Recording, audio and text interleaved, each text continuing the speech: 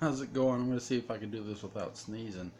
Um, I'm here to do another Dark Shadows video, the Barnabas Collins Ark. And you really can't mention this arc or even do this arc without talking about Jason McGuire and Willie Loomis. And to sort of touch upon who they were, Jason McGuire was a short or long con operator slash thief.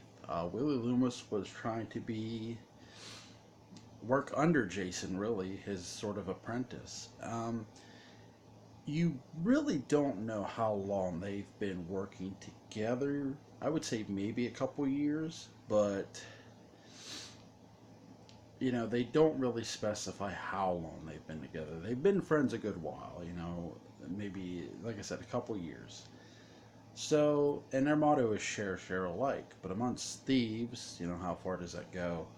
Um, does does Jason know um, about Barnabas? No, no, he does not.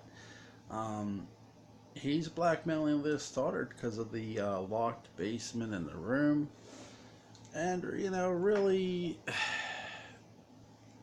sorry, I was looking at something. Really, in all honesty, Jason,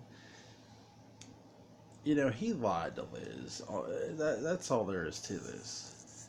He told Liz that Paul Stoddard was dead, and he really wasn't dead. So Liz believed that Paul Stoddard's basement, or yeah, Paul Stoddard's body was buried in the basement behind the locked room that's in the basement. That locked room you see from the very beginning. Um, well, since the beginning episodes, really. So, supposedly, according to Jason McGuire, Paul Stoddard's body center. Here's a newsflash: it's not down there at all. Um,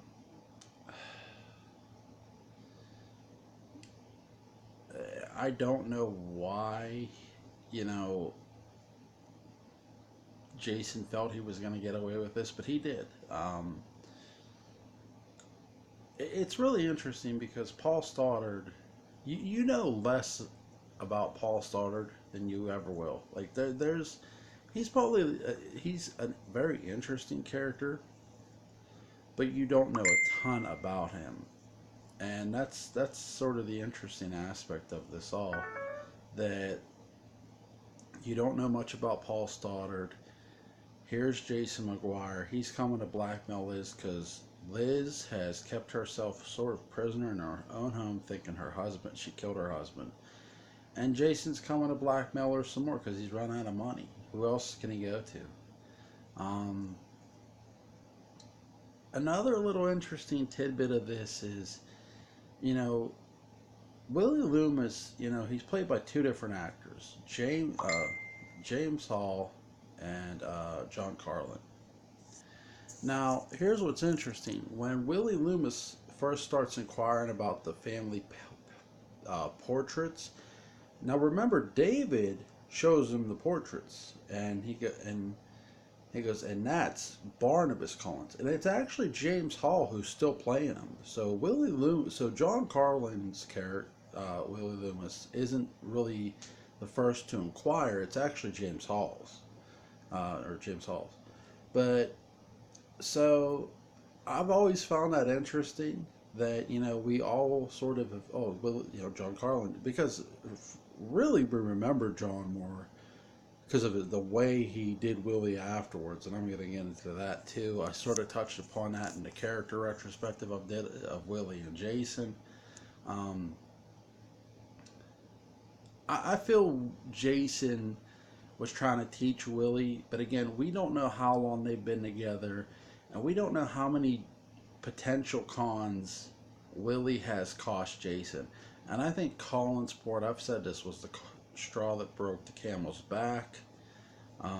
So, Willie Loomis also sort of forces his way into that house. Jason sort of eases into it. Willie, oh, I'm here. And Jason's like, really? I told you to wait. Like, be patient. And you sort of see that frustration on Dennis Patrick's face. Dennis Patrick never gets enough credit for his performance as Jason McGuire, and he damn well deserves it. Um, I thought James Hall did a good Willie Loomis for when he was there. I thought he was very. I would dare say James Hall's Willie Loomis sets up John Carlin's Willie Loomis in a lot of ways. Like both, like it's a perfect setup almost. Like I said, especially the way ends up playing Willie Loomis afterwards. I mean, he doesn't really stray from the character from when you saw him, and other than after Barnabas is let out, and that's a whole nother matter I'm going to get into here in this video. Um, who was Willie Loomis? Willie Loomis was this tough guy too. You know, he didn't mind fighting. You know, hitting on women, not like smacking them, but like harassing them. It's interesting. Carolyn, he's got Carolyn so scared when he's living in that house. Carolyn pulls out her Uncle Roger's revolver and almost caps his ass.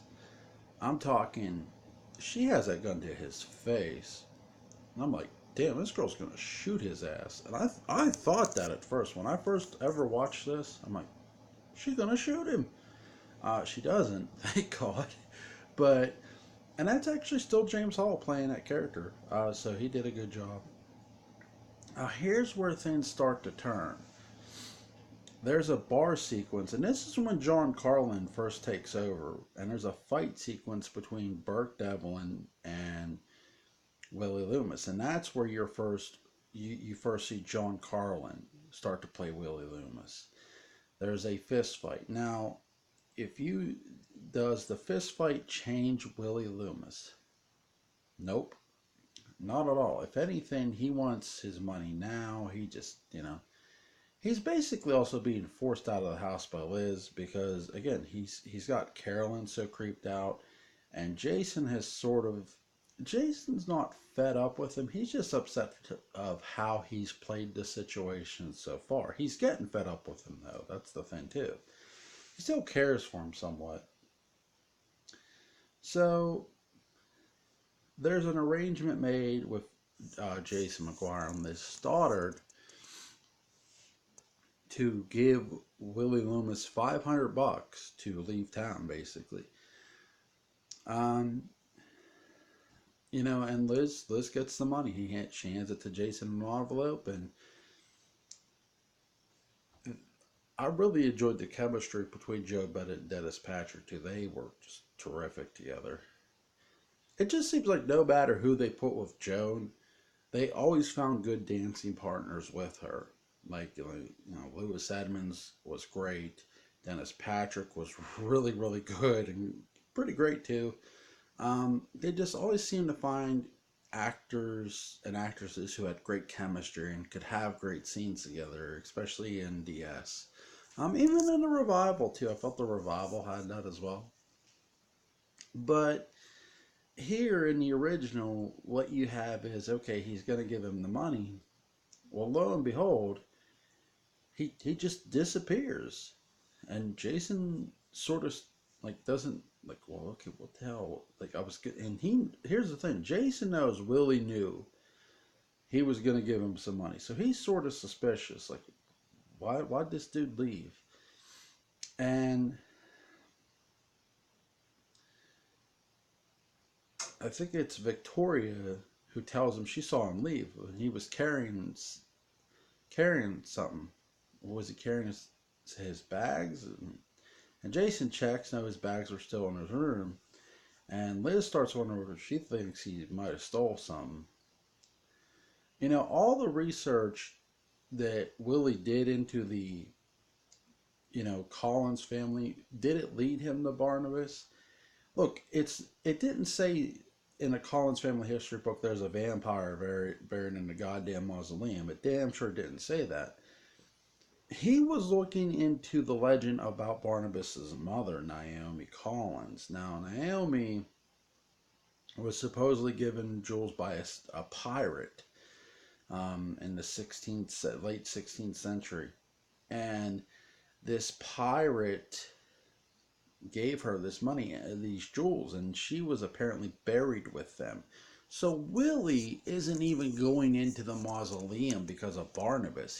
He's going into the mausoleum to open up the coffin lid of one Naomi Collins, who is Barnabas Collins' mother and Sarah Collins' mother, Joshua Collins' wife. But so he brings a crowbar. He can't really get her coffin lid open. He gets a pulley. He like builds a pulley like with a rope, um, and he attaches it to a ring on a lion's mouth, and he pulls. He's trying to pull the coffin lid off. Well, here the ring in the lion's mouth begins to move, and a secret door opens up, and in that secret door is the chained coffin. And Willie Loomis is looking at this chained coffin. He goes, "You know what? Those chains will be easier to remove than this goddamn lid." And so he takes his hammer and his crowbar and he starts removing the chains. Now, he does open the coffin. He does see jewels, but what he sees is a man open its eyes. Now, you don't see that part, but then you see the hand come up. I would assume he saw Barnabas Collins open his eyes. And that's what flipped him out. That's why you go, "There's a guy alive in the coffin." There, I did the effect for you guys. I don't have the ring or nothing, but still. Um, So that is sort of the beginning of the Barnabas Collins arc. And what gets crazy about this arc is, everybody's asking about where the hell's Willie. Jason doesn't know. Liz doesn't know. No one knows. And Jason tells Liz, "I've looked for him in every conceivable place." And she says, "Look for him in some inconceivable." So he starts searching the cemetery and stuff, and in the mausoleum he finds one of Willie's cigarette butts, like European cigarette butts, and actually I think it's a cigarette more than a butt itself, but I could be wrong. But what you have is he still can't find him. I mean, all he's found is that damn cigarette butt. So Barnabas shows up in Collinwood. He knocks on the door. He's greeted by Mrs. Johnson, the housekeeper who could not cook worth a damn. God. But you have he meets Elizabeth. He meets Victoria, and then in the old house he meets David. And I love the scenes in the old house where he's talking to Josette's portrait after David leaves him. "I was a Collins. Why didn't you protect me? Where were you when I was turned into something my own father loathed? Um, if his ghost is here with yours, tell him I've come home to live the life I am free now.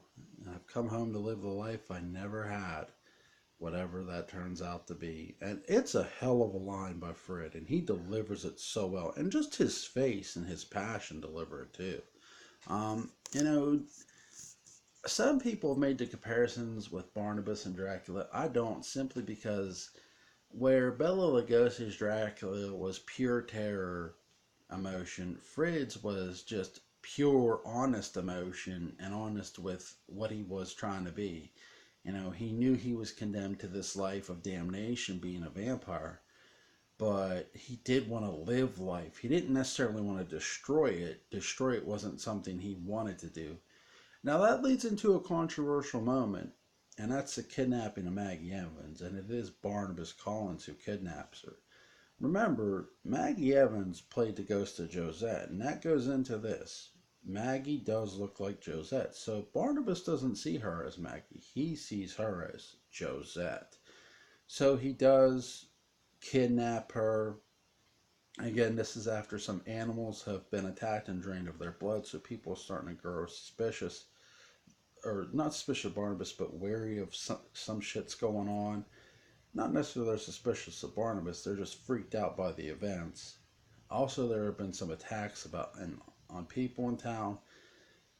again, Barnabas is just a very conflicting character, and his kidnapping of Maggie Evans is one of those dark moments of the character, of the nature of the character. But in all that time, I saw him take Maggie, hold her in the basement, all that shit. In all honesty, I could not hate him. I couldn't hate Fritz Barnabas for doing what he did. He was honestly, he just looked like he was in love with her, was in love with Josette. And I think there you get a touch of the 1795, but prior to 1795. And I give Catherine Lee Scott, who played Maggie Evans, a world of credit. I think she does not get enough credit for portraying Josette, for being the ghost. And she was uncredited. I've said that in one of my other videos. And really, the start of the Barnabas Collins arc is many things. It's not just a brooding vampire who doesn't want to drink blood. Here's a guy who didn't ask to be a vampire. Dracula did. Dracula wasn't turned into a vampire by a witch. Barnabas was. Over the fact of jealous love. And it's the damnedest thing for him. And he has to live it this way. And he has to live life by needing blood and drinking it constantly. But Willie. One thing I want to touch on before I get out of here is John Carlin's turn from tough guy to humbled and just scared out of his mind is so well done by John Carlin. You want to talk about where John Carlin really should deserve the credit, should have got an actor year award? It's in that story arc, in the start of this arc, and throughout it too, because he is just so damn good of being scared of what's going on. Jason's concerned for him at first. Where you been, kid? I've been looking all over for you. And even Burt Devlin starts to feel sorry for Willie Loomis, and that's saying something. Considering the fight they got into, he's the least concerned about, hey, your pal, there's something wrong with your pal. And they get a doctor to look at Willie. They said, well, he's been drained of his blood, expertly drained. His whole arm is like, what they say, like gray or something. But damn, I mean, you want to talk about some chilling things and dark shadows with the Barnabas Collins arc? There's definitely some shit there. There's a lot of stuff there. You look at James Hall's performance of Willie, it's really good. You look at John Carlin's performance, it's really good. Dennis Patrick, sorry, doesn't get enough credit as Jason McGuire. Joan Bennett, her reaction with him. Jonathan Frid, is he the best Barnabas of all time? I would say yes, but in the same sense, I'm not such a traditionalist that I don't believe someone else could portray the role. If someone were to do Barnabas now, I wouldn't want it done the way Frid did it, because you got to make that character your own. For my money, for my retrospective in this video, my opinion, and I hope you guys never shy away from giving me your opinion on this matter. I really love the performance though too of Sam Evans in this, David Ford in this as well. David Ford, they did a good recasting decision with bringing in David Ford as Sam Evans. He did a really great job. It's funny because as we're sort of getting along in the Barnabas Collins arc, and I'm going to leave it here, these few episodes are the sort of the last of the Mitchell Ryan appearances, and pretty soon we're going to get the George guy. God, I've misplaced his name now. Goodness. Yeah, that's pretty bad. But yeah, it's that bad because I was so used to Mitchell Ryan playing Burt Devlin, and that's just the way it is. Like, I got so used to seeing him by these episodes. But hey, give them credit. They bring in another actor, and really, it's so interesting because you have. I would be curious to see. I know Mitchell Ryan and Alexandra Isles did a kissing scene. I think one time together. Maybe there was a second time. I know there was a one time for sure in like the beginning episodes. But I know they really got into the kissing more when they ended up recasting Burke. Um, Again, Jonathan Frid to me is probably the greatest television vampire. He played the greatest television vampire ever in Barnabas Collins. Obviously, there's more of this arc to get to. I don't want to do it all in one video because it's so damn long. So when I come back, I'm going to do Julia Hoffman. I'm going to do um, Maggie's Rescue by Sarah. Really, the Ghost of Sarah Collins doesn't get enough credit, but I'm going to get into that in my next video. I hope you guys enjoyed this video. I know I've been talking. Um, like, share, comment, subscribe, and I'll see you on the next video.